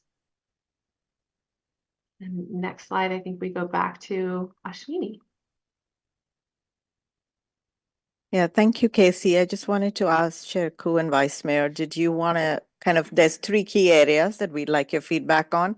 We could continue with the presentation, or if you prefer, we can stop for feedback on the long-term improvements. We have a time constraint now. Okay, so I'll keep going. Okay, thank you. So this slide kind of shows the timeline. As you can see, in the near term, we have some specific meetings called out that we would be working with you as well as the stakeholder groups and the community at large. And we hope to come back with the preferred concept to council in August. So first we would go to council in May with kind of the design concepts and some of the near-term improvements discussion, and then come back to council, first to this committee and then to council in August. Once we have a preferred concept, once we have direction on that, it's obviously, it is a long-term project, so we would be doing cost estimates, preliminary design, and then go into CEQA. This timeline is really based on the assumption that we're not going to need a full EIR with the changes we're proposing. And then we also need to look at an assessment district. So we're looking at spring of 2029 for construction to be completed. So it's obviously, and again, this is the long-term improvements, and we can talk about timeline for near term. So on the stakeholder engagement, we heard in December from kind of the downtown community, the larger downtown community, that they would like to be more involved. They want opportunities outside of the ambassador group, opportunities to kind of provide input, stay updated. And this is an area that's, of interest and importance, not just to downtown, but to the Palo Alto community in general, given that it is University Avenue and the downtown district. So the way we're proposing to kind of move forward with stakeholder engagement is looking at 4 key groups. So still looking at a stakeholder working group, a little bit more diverse. And so we're really trying to balance the needs of being inclusive and then also efficient, right? Because we need to keep moving this forward. It has been underway for a while. And so we would propose having kind of representatives of different interests from the downtown area in the stakeholder working group, and we would be engaging them on some specific topics, including near-term improvements and the design concepts for longer term. Then we would be looking at a different advisory group for the boards, commissions, and committees. So rather than going to all the different BCCs separately, we'd recommend having 2 representatives each from 5 different BCCs. So the Architectural Review Board, Historic Review Board, Planning and Transportation Commission, Public Art Commission, and the Ped and Bike Advisory Commission. And this would allow us not only to efficiently solicit policy perspectives from these multiple BCCs, but it would also allow some synergy between those areas and discussions that would allow them to collaborate. And the expectation would be that these representatives would be speaking for the BCC they represent, but also bringing back information to each of their respective board, commission, or committees. And then the other piece is the larger community engagement. So again, really looking at the larger downtown district outside of the 15 or so representatives in the stakeholder group, and also the Palo Alto community at large. So really working closely with communication staff on leveraging all of the existing city communication channels. We have a dedicated web page, so we'd have signups for that. Use our weekly newsletters. We're planning on printed newsletters, potentially a blog, just given a high level of interest, a Palo Alto Connect blog, using our utility inserts, various social media channels, and then also using Open Town Hall for surveys. So to gain input both on the near-term improvements and then the longer term. So lots of opportunities. We've talked about community events and kind of tabling at that and having QR codes. So community events like upcoming Earth Day, Mayfest, and several other events that happen through the year. So using that to engage residents at large. And then, of course, policy input and direction from this committee as well as council. And then on the near-term improvements, again, this was an area that we are specifically asked to come to this committee.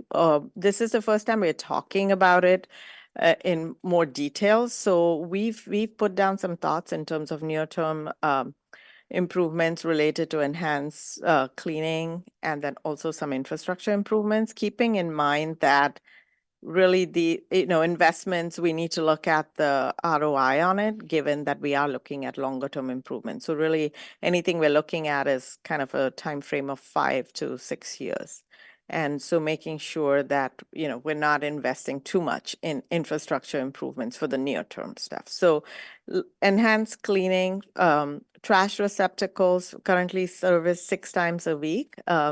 No service on Sundays. In speaking with staff, it looks like we wouldn't need additional cans, but there are areas where there's overflow. And so one thing we could look at is contractual services supplementing the existing green waste service, pickup service on Sundays and maybe in some areas where you need more than once a day. And we're looking also at replacing some of the aging trash receptacles. We will need funding in potentially contracting out for the actual implementation.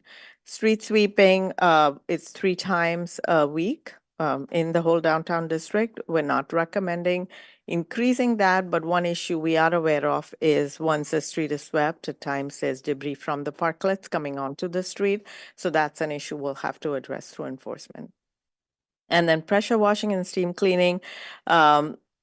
It's just important to set expectations on what this would accomplish if we did increase the frequency, because it's not like, years long staining is not going to go away. We are able to improve the appearance to some extent.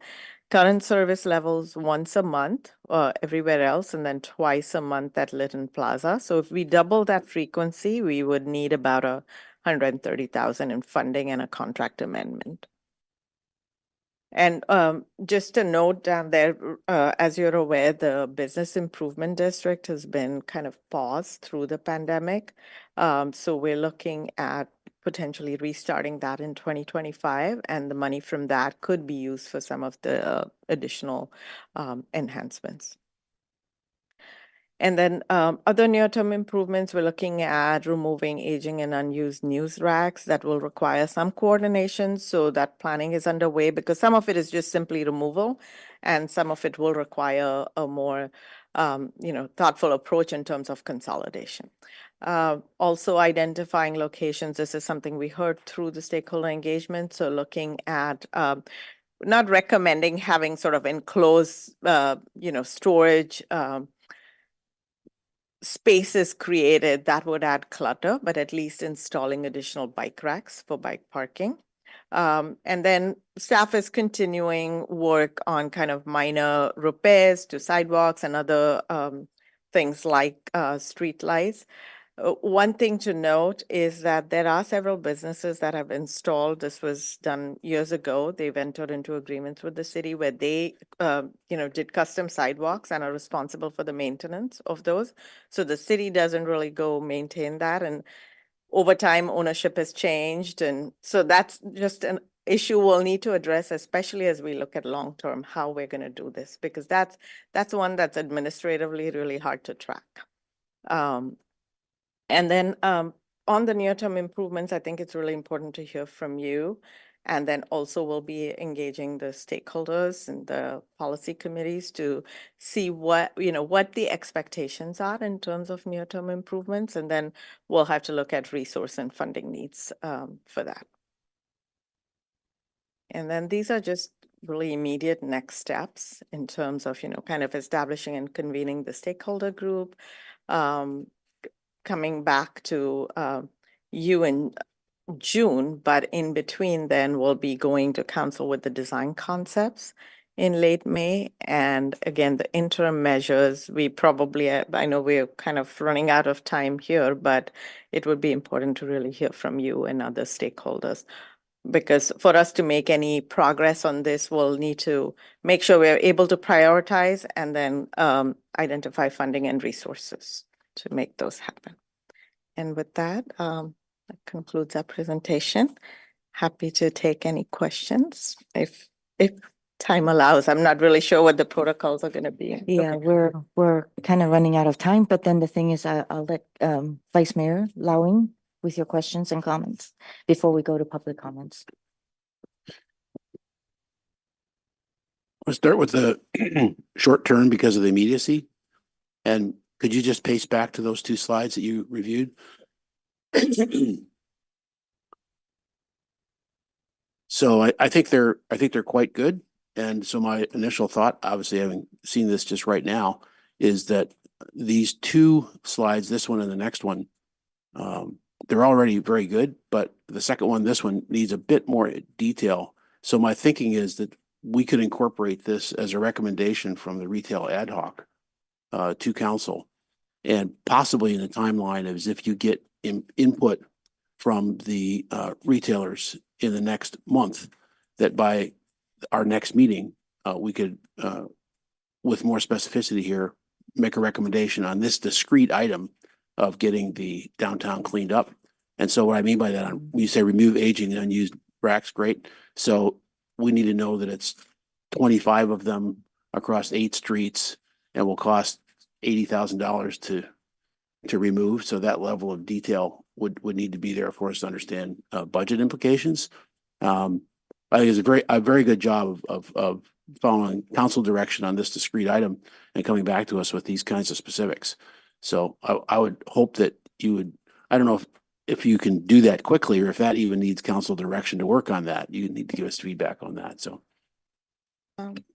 Thank you, Vice Mayor. No, we should be. We're hoping to have a little bit more detail. So, right as you're saying, how much time will it take? How much funding is needed? All of that. So we'll try to do that for at least some of these items. The other ones we have a little bit more detail on. Yeah, and it would benefit for some community feedback, but you heard a lot of community feedback here today. Yes. And we've heard it for a long time before that Yes. this is a critical item in the downtown. Right. Right. I think it's prudent to call out the fact that a long-term complete refurbishing of downtown is going to take 4 or 5 years. Mhm. So some of our speakers have said it can't take that long. Well, that much complete refurbishment for that beautiful vision is going to take that long. Right. But we have to do things in the interim, and this is a good step. I just wanted to ask, what does the project ambassadors, who are they reaching out to as ambassadors? Are they reaching out to the rest of the business community, or is it just a discussion within themselves? So, so I guess we're calling it now stakeholder working group. It does include, it is a little broader, I would say. So less number of representatives, maybe from each interest area, but it is broader in terms of including more interests. Yeah, I just want to Um, make sure that, with that group, that they are reaching out to the rest of the business community Right. and bringing feedback Right, back, right. not just within themselves, what they want, Right, what they right. want to see happen in their own interests. So that's Yes. all I'm asking about. Yes, very good point. And I think, Chair Koo, that's why part of that, larger outreach is also important. Like in case the word's not getting out, we also need to have ways to get input from the greater downtown community. Mhm. And then on the long-term improvements, obviously there's parking spaces that are going to be eliminated. So I do think that the consideration or that a parking study is definitely something that is going to be needed to see what are the implications of having less parking. Of course, it's not just for parklets, because we're also talking about surface parking lots that are going to be developed into affordable housing or whatever else there is. So there's a larger number of parking spots that are going to be eliminated. And so what are the implications at that point? And so I think that's another thing that we need to look at. Another matter on the corner sites, I really appreciate all the designs and so forth, but I do want to make sure that with the improvements, the artwork, that it takes into consideration families with young children who are going to find these structures that are fun to hang on to or run into and all that, and then end up running into the street. We are on University Avenue, which is a busy street. On the stakeholder working group, when you're talking about speaking to residents and local communities here, that you also find a way to actually not find a way, but really do communicate with Palo Alto neighborhoods, which is the umbrella organization for a lot of the neighborhood associations. I think that's a really great way in order to incorporate, well, not only incorporate their feedback, but also to get their to reach out to all of them.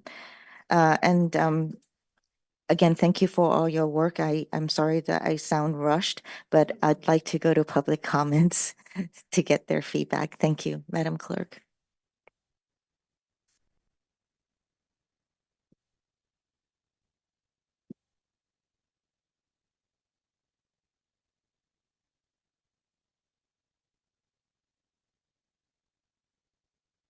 Our first speaker is John S.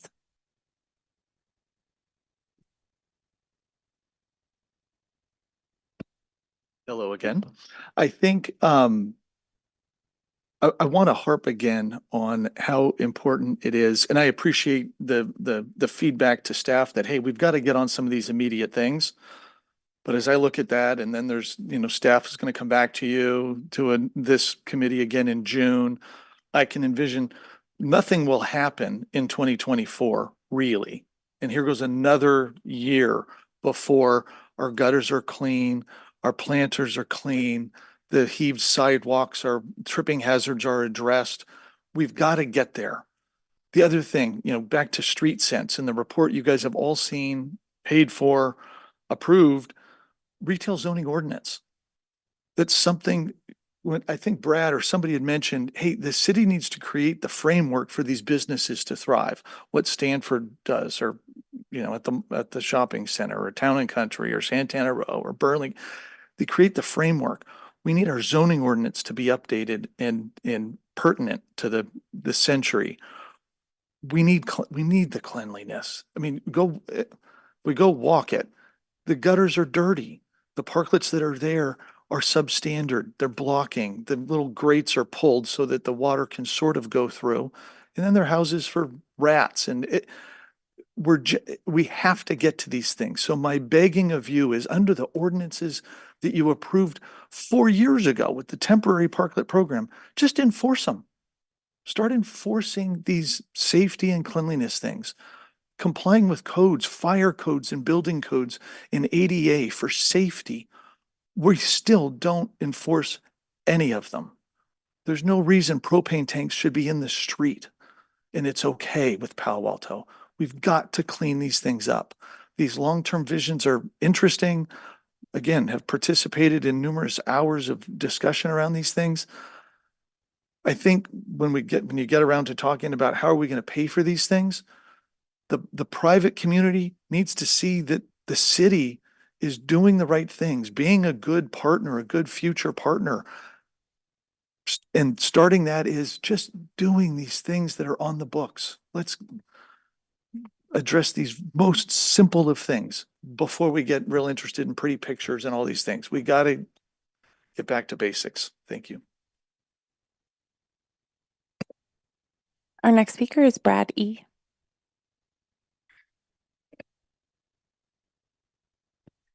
Hello again.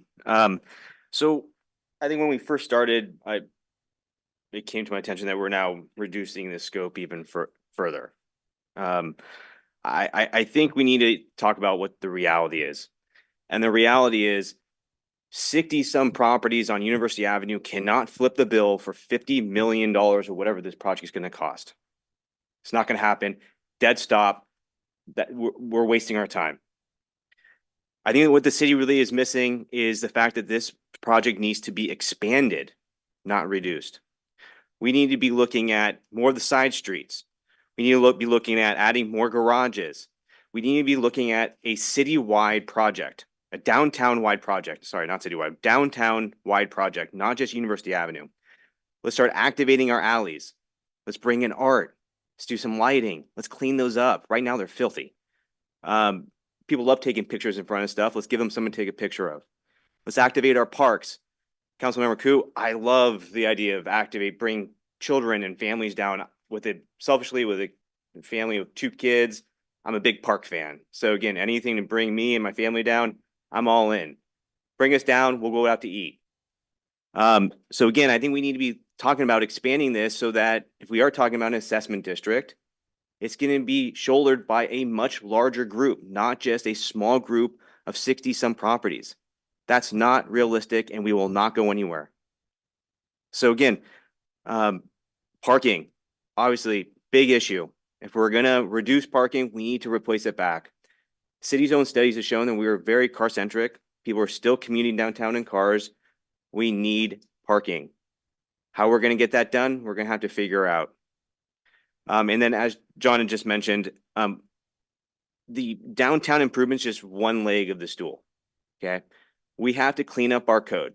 We've got to make the process easier to get permits in the city. We need to clean up the zoning code, allow some flexible uses off University Avenue.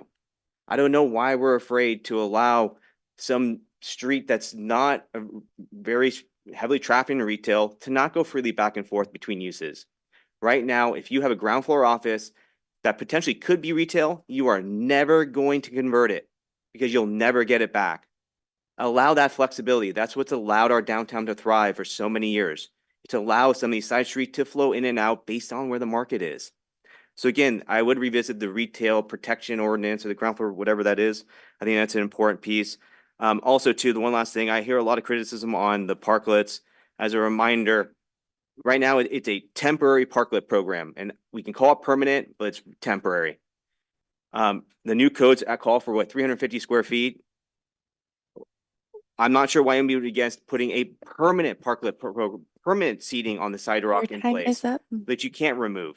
Let's do it once and do it right. Let's not have to redo it again. Thank you. Our next speaker is Stephanie.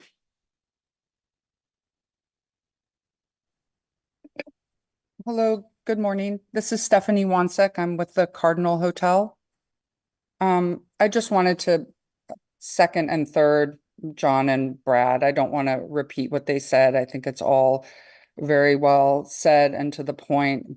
Been at the hotel for a few decades now and watched the downtown, and I just think that these improvements are mandatory at this point. I just wanted to add a few things. They might seem small, but I wanted to echo the California Avenue issue with the Uber Eats, the drivers. I feel like it's also an issue in the downtown. I notice it around the hotel, very heavy, just sort of parking of these vehicles with no enforcement. I've called many times, but I think it's maybe something that might need to be looked at in a larger way as some of the merchants on Cal Ave were suggesting, if there's a place they can be that's more safe than blocking these alleys, and they now are pretty brazen. They just leave their vehicles. And so that was just one thing. The other thing, I don't know, this has come up over the years many times that I've been on various committees in the downtown, and I feel like, to me, it looks like low-hanging fruit in terms of immediate improvement, but I know it's a little controversial, are the newspaper racks. I see them in every day as I come out of the underground and walk around the blocks, and they go from just being very unsightly to being, on the other extreme, a bit hazardous. When the doors are hanging down at night, they're out, people could walk into them, or they get used as trash cans, people fill them up. And I know this takes another process, but I do think that it's something to look at. Other cities are doing it. San Francisco did it in 2016. Just, I think we need to try to consolidate or clean up these newspaper racks. And I would just also add the cleanliness in the garages, especially the City Hall one. It does seem like it's improved a bit, but then sometimes I don't know what the timing is. You can walk by some serious spilt debris for, 24 hours, at a minimum 48, just in the stairwells. And so, and just, from the hotel perspective, that's where my guests are around. I'm right there across from City Hall. So they use the parking. That's their welcome to Palo Alto, is coming up those stairs and seeing those newspaper racks before they get to the hotel. And there is a lot of money in the transient occupancy tax from the hotels. Maybe that's something to look at as well. Thank you.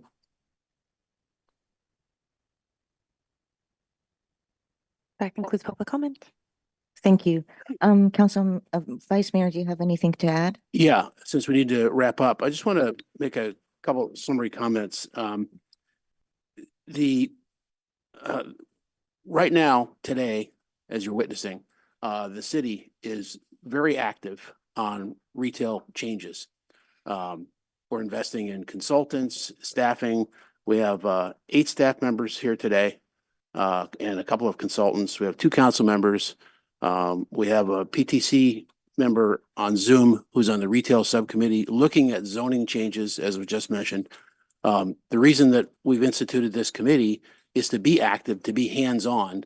And in my judgment, that's working based on the meetings we've had outside of this and now the formal aspect of what we have here. The formal aspect of this, by the way, as a footnote, means we can't have full dialogue back and forth with the comments. That's not legally allowed. So anyway, I just want to say that with respect to what's happening. So, I know that there's been a lot of angst that's completely justified in the last 4 years on stuff that didn't get done, including the 2 awful years plus in the pandemic. I would just like to hear all of you, to feel all of you join together in saying that this is a new starting point over the last few months. And we're going to take this thing forward and we're going to address these retail things in all of the districts and we're going to make changes. Some of them are going to be, I keep using the word immediate. I'm bought into that. I know retailers are. And I think staff is cooperative in that regard. And some of them are just going to take longer. Naturally, there's going to be more focus on the early ones here, and there should be. So I think there's a lot of progress. I think what we saw today in terms of just the short term, as I already mentioned, on cleanups of downtown, and the midterm, short and midterm that we're starting to see on Cal Ave. So it is a complete effort by everybody to make it happen. And I'm certainly committed to that with a lot of energy. Thank you. Because in interest of time, I will keep my comments, but thank you for all the work that you're doing, and let's move on that. I do feel a sense of urgency on my own for myself, but also on behalf of a lot of the merchants in downtown.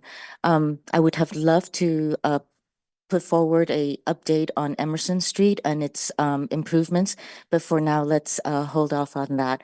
And I will conclude item number 2 and move to item number 3, which is Midtown Business District, an update on Midtown Merchants Meeting.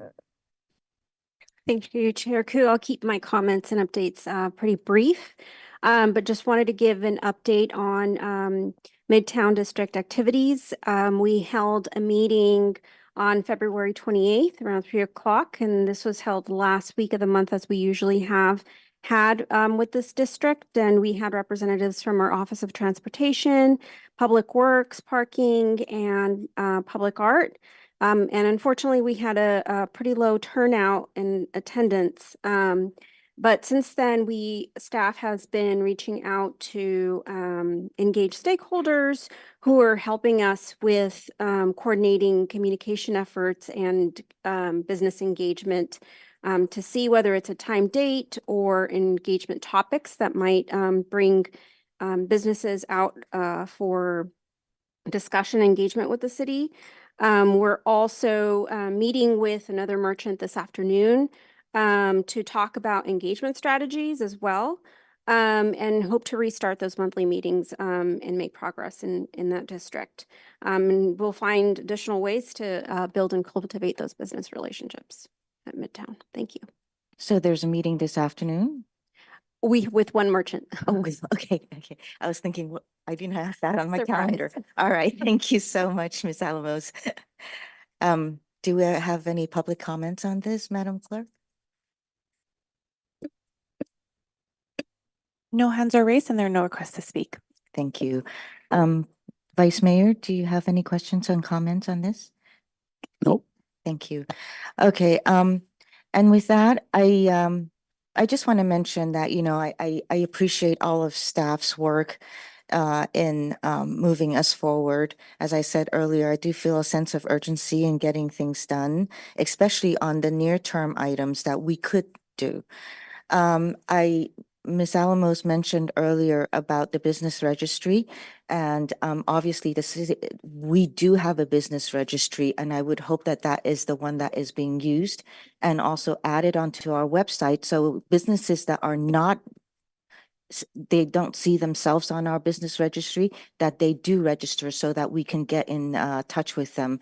I mean, that's one of the benefits, is that their voices are included and their comments and feedback are included. There is also a message that came through on our emails that asked if there are only certain business members are invited to these meetings, to the committee meetings, and every business and resident is invited to this meeting. This is actually a meeting for us to get feedback.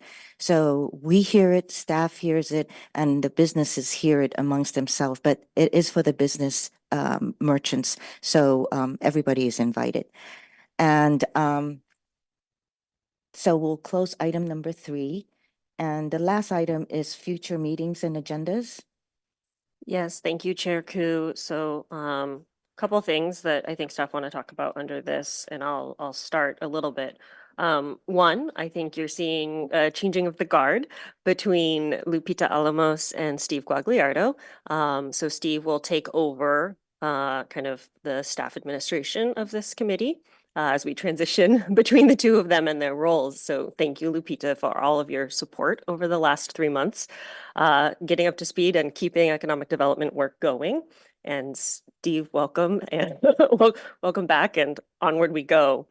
So that's one transition I just want to make folks both in the community as well as the committee aware of. The second thing, before we move to kind of Steve talking through future agenda items, is I want to recognize that we didn't actually get through everything on today's agenda. So we do have an update about the pre-approved parklet designs, as well as I think I heard from the committee a desire for perhaps more discussion about the University Avenue streetscape. So Chair, I think what we'll do is talk with you offline on how we want to handle that to make sure that we, in a timely fashion, are able to cover those topics. And with that, I'll turn it to Steve in terms of the future topics. Thank you, Assistant City Manager Nazay. Hello, Chair Koo, Vice Mayor Lowing. Steve Guagliardo, Assistant to the City Manager, once again resuming my role of coordinating the city's economic development efforts.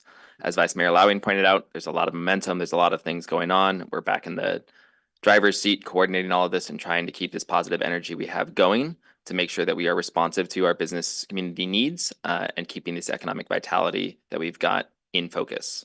To that end, as Chair Koo pointed out, this is a public meeting. It will be held the third Wednesday of every month as scheduled. As we've seen today, I think we've got some work to figure out exactly what scope we want to be covering in each meeting and what cadence we want to be receiving updates on certain things. As a Brown Act body, the agenda will be going out in advance. We recognize that notice to businesses was not as proactive as it may have been for this particular one, but as my colleague Lupita noted, we will be advertising this meeting in advance. We will be aligning the release of the Business Connect newsletter to be the first week of the month, which will be just in time to include the packet for this meeting in that newsletter as it goes out. We'll also be including various other updates relative to the business community in that and making sure people are kept aware of various meetings that are happening and progress on each of these items. So all of those are meant to address what we've heard of people feeling like they're not aware of what's happening, that they're not given ample time to participate, and they're not included. The final note I wanted to just include before we jump into the actual dates for future meetings is the topic of the business registry. So March is the audit month for HDL. They're going through, they're combing, they're checking on compliance for various businesses that they know are operating in Palo Alto, but may or may not be in that registry. And we will be incorporating that data and those contacts into our outreach for Business Connect so that they are reached through that newsletter. So with that in mind, moving forward, the next meeting for this agenda for this committee will take place on Wednesday, April 17th. And then the following one would be Wednesday, May 15th. And there would also be one scheduled probably for Wednesday, June 19th. I say probably just to mention the last council meeting in June is currently scheduled for the 17th or 18th, depending on how the agenda works out. And so it would just be a conversation with this committee about the timing for a June meeting. As we've seen today, there is plenty of work going on. There's lots of things to be updated on. We want to keep the community and this committee aware of those developments, be receiving feedback in real time. And so trying to keep that momentum going, a June meeting probably makes sense. And it would just be a conversation if we want to look at other dates if we need to. One thing to keep in mind as we go forward is the engagement here. We've had some participation from various stakeholders in the downtown and CalAv core, and we hope to encourage that participation as we go forward. We will do our part as we can as staff, and we also appreciate your efforts as committee members to spread the word to your networks and to your stakeholders that you're in contact with so that they can participate and so we can be made aware of their concerns. Thank you. I just want to state also, so we have this retail committee as where we have our public meetings, but then I want the community to know that there's a lot of working meetings that takes place, not here, but directly with the business districts and the merchants. So I hope that the business community notes that and that they're participating in these community stakeholder meetings. I don't know what to call them, but there are outreach to these business districts, and I really urge the merchants to participate in those meetings. I think if it's possible that you talk with both of us in terms of what the next meeting agenda items are, and because I think I value Vice Mayor's input on this as well. And with that, do you have anything to add, Vice Mayor? Okay, and with that, we're adjourned, and I want to thank everybody for attending. Thank you.